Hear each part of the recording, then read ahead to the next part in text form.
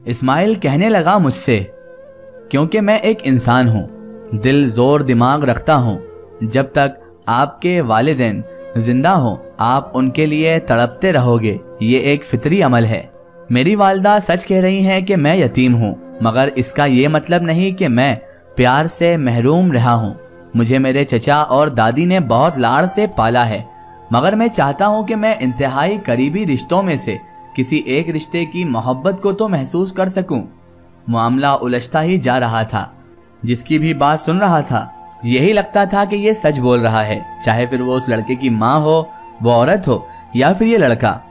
जब फैसला मेरे इख्तियार से बाहर हो गया तो मैंने इस्लामी कानून को बीच में लाने का फैसला किया और बोला कि तुम दोनों अपनी अपनी बात को सच साबित करने के लिए 4 गवाहों को लेकर आओ। उस लड़की ने अपने भाई को इशारा किया तो वह मेरे मुलाजिम के साथ जाकर मोहल्ले में से 4 अफराद को अपने साथ लेकर आ गया था।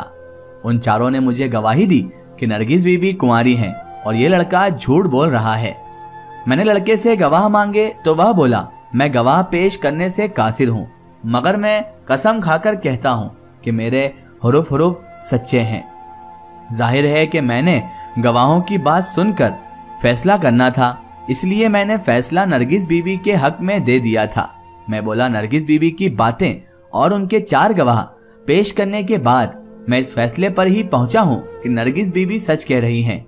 नरगिस बीबी बेइंतहा खुश हुई थी। उसने दोनों हाथ जोड़कर मेरा शुक्रिया अदा किया था। मैं इस्माइल से बोला कि इस बार तो मैं तुम्हें सजा दिए बगैर जाने दे रहा हूँ, मगर अगर आज के बाद तुमने मेरे गांव की औरत को तंग किया तो तुम्हें पुलिस के हवाले कर दूंगा। वो लड़का गमजदा हो गया और बोला, सरपंच जी आप तो मुझे इंसाफ न दे सके, सजा क्या देंगे। इतना कहकर वह लड़का आगे बढ़ गया था, जबकि मैं सोच में डूब गया था कि पता नहीं मैंने दुरुस्त फैसला भी दिया था कि नहीं, मैंने सही फैसला किया था या नहीं, कहीं मैंने इस लड़के के साथ नाइंसाफी तो नहीं कर दी। यही सवाल और यही गुत्थियां मेरे दिमाग में उलझे जा रही थी। मेरे समझ में नहीं आ रहा था कि मैं अब करूं तो क्या करूं और कैसे इस इंसाफ का फैसला कर सकूं। मैं उठकर अपने घर चला आया था। मैं सहन में ही अम्मी के तख्त पर जाकर बैठ गया था।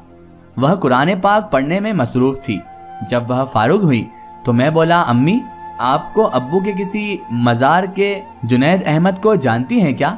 अम्मी कुछ सोचने लगी थी, फिर बोली, हाँ बेटा मैं जानती हूँ उसको, बड़ा वफादार मुलाजिम था, तुम्हारे बाप का बहुत ही अच्छा मुलाजिम था, ऐसा मुलाजिम जो आज के दौर में तो शायद ही कहीं पर हमें मिल पाए। हमारी कुछ जमीनों का मसला था, दूसरे गांव में थे वह जमीनें, तब उसने जमीनों की हिफाजत करते हुए मौत को गले लगा लिया था। बड़ा वफादार इंसान था, हमारे लिए उसने मौत को कबूल कर लिया था और वो हमारा बेहद वफादार मुलाजिम हुआ करता था। उसका एक छोटा सा बच्चा भी था। तुम्हारे अब्बू उस बच्चे के लिए हर महीने खर्चा बेच दिया करते थे। मैं जल्दी से बोला, अम्मी और क्या जानती हैं आप उस सारे मसले के बारे में। अम्मी बोली, और तो मुझे कुछ मालूम नहीं है बेटा, लेकिन इतना पता था उतना मैंने तुम्हें बता दिया। मैं जल्दी से बोला, अम्मी जुनैद की बीवी वो कहाँ थी। अम्मी बोली, मुझे याद नहीं पड़ता बेटा, लेकिन तू क्यों पूछ रहा है उसकी बीवी के बारे में, और ये सब तुझे कहाँ से अचानक दिमाग में आ गया। आखिर कोई मसला आया हो तो मुझे बता, मैं तेरी उसमें मदद ही करूंगी। मैंने कहा, अम्मी आज इसका बेटा मेरे पास एक अनोखा मुकदमा लेकर आया था। मैंने इस्माइल की तमाम बातें मनोअन अम्मी को सुना दी थी। पूरा वाकया अम्मी को बताया किस किस तरह मैंने उनके बीच में फैसला किया और इस्माइल मुझे क्या क्या बोलकर चला गया, और वो औरत किस तरह गवाहों को लाकर इस्माइल को झूठा साबित करके चली गई। अम्मी तो मेरी बात सुनकर शशदर सी रह गई थी, वो तो शॉक्ड हो गई।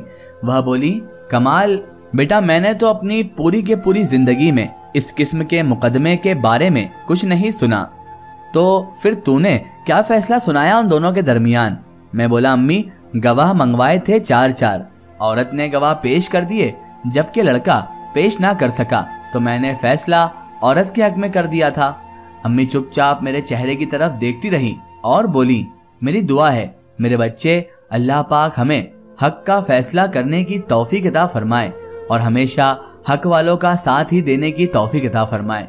मैंने आमीन कहा और उठ गया और अपने कमरे में आराम करने के लिए मैं चला गया। फिर ये बात आई गई हो गई थी। मुझे तो याद भी नहीं रहा कि मेरे पास कभी ऐसा कोई मुकदमा भी आया था। उन्हीं दिनों मेरी फसलों की कटाई थी, तो मैं सारा दिन अपनी फसलों में ही रहता था। तब मेरी नजर शब्बो पर पड़ गई थी। वह बहुत ही खूबसूरत सी कम उम्र की लड़की थी। काम करती तो ऐसा लगता कि वह फसल की कटाई के काम से ना वाकिफ है। एक दिन यूं ही काम करते करते उसने अपना हाथ तक जख्मी कर लिया। उस दिन मैं उसे जल्दी से अपनी गाड़ी में बिठाकर गांव में ही एक क्लिनिक पर ले गया था। मैंने रास्ते में उससे पूछा कि मैंने तुम्हें पहले तो कभी फसलों की कटाई करते हुए नहीं देखा था, अब ये काम क्यों करने लगी हो? तो वह रोने लगी और बोली, मेरे बाप ने दूसरी शादी करने की खातिर मेरी माँ को तलाक देकर घर से निकाल दिया। मेरी माँ तलाक के सदमे से निढाल हो चुकी है और वह हर वक्त बीमार रहती है। घर में खाने के लाले पड़े हुए हैं, इसलिए मैं फसल की कटाई करने आ जाती हूँ। मैं बोला, तुम्हारे बाप का क्या नाम है? वह बोली, असलम।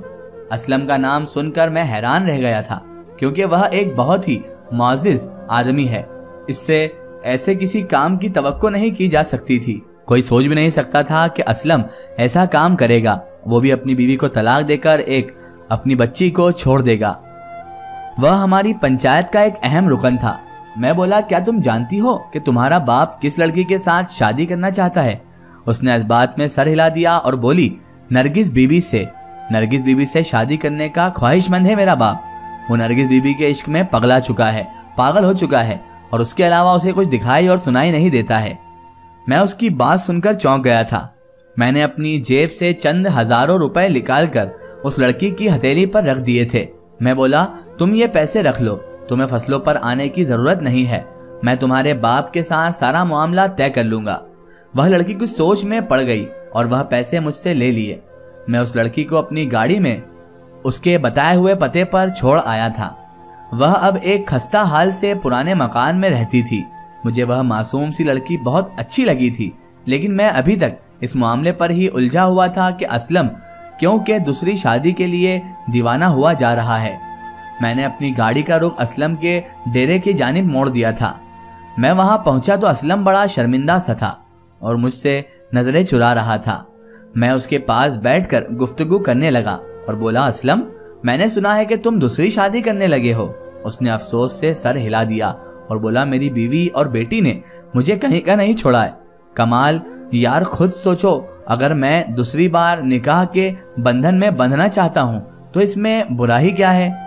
मुझे इल्म हुआ कि मेरी बेटी तुम्हारी फसलों में काम करने लगी है। वह माँ बेटी मुझे जगह जगह बदनाम करके ही छोड़ेंगी। मैं बोला, असलम, अगर तुम अपनी बीवी और बेटी को घर से निकाल दोगे तो ये सोचा है वह खाएंगी कहाँ और रहेंगी कहाँ? मैं अपने गुजारे के लिए कुछ ना कुछ तो करना ही पड़ेगा ना, इसीलिए वो बेचारी वो काम कर रही थी।